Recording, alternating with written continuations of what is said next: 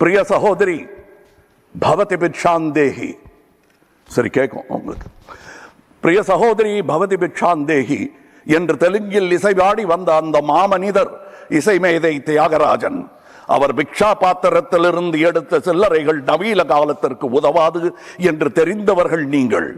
நீங்கள் வெள்ளைக்கார கல்வி கற்றது கண்டிப்பாய் கற்பூர புத்திதான். அது காற்றோடு போய் பல ஆண்டுகளாகிவிட்டன. அதன் பிறகு உங்கள் பிச்சை பாத்திரம் உருமாற்றப்பட்டது. பிச்சை குவளை பெரும் உண்டியலானது. அந்த உண்டியலை உடைத்து நிதி திரட்ட உதவுவோர் இன்று தமிழரை பார்த்து என்ன சொல்லுகிறீர்கள்? தமிழ் பிச்சை எடுக்க கூட உதவாதா? ஓரளவு உண்மைதான். ஒரு தெற்கத்தி அறிவுரை தங்காய், தமக்கென உங்கள் நிதியை திரட்ட ஆங்கிலத்தில் இந்தியில் பிச்சை எடுக்கலாமே. தமிழ் பிச்சை எடுக்க உதவாது, திருடவும் உதவாது. தமிழன் பிச்சை எடுக்க மாட்டான், அதுவும் உங்கள் பிச்சையை ஏற்கவே மாட்டான். தங்கச்சி, ஓட்டையும் நாட்டையும் இந்த கமலஹாசன் விற்கவே மாட்டான். உங்கள் சாபங்களில் எங்களுக்கு நம்பிக்கை இல்லை. Please conclude.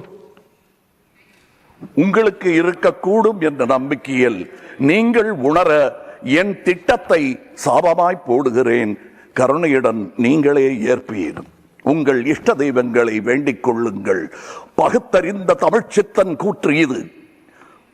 வினை உம்மை சுடுக, என்றும் எங்கள் நாடு நீடூழி வாழும். வினை உம்மை சுடுக, ஓட்டப்பம்பும் வீட்டை சுடுக. வந்தீர் வென்றீர் செல்வீர். இது உலக நியதி, அரசியல் நியதியும் கூட. வீழ்க வளமுடன், தமிழ் என்றும் வாழும் நலமுடன். வணக்கம் அவை வந்தடைந்த தலைவர் கூட்டத்திற்கு. சென்றும் வருவேன், நாளை எமதே. உங்கள் கமல்ஹாசன். ஜெய்ஹிந்த்.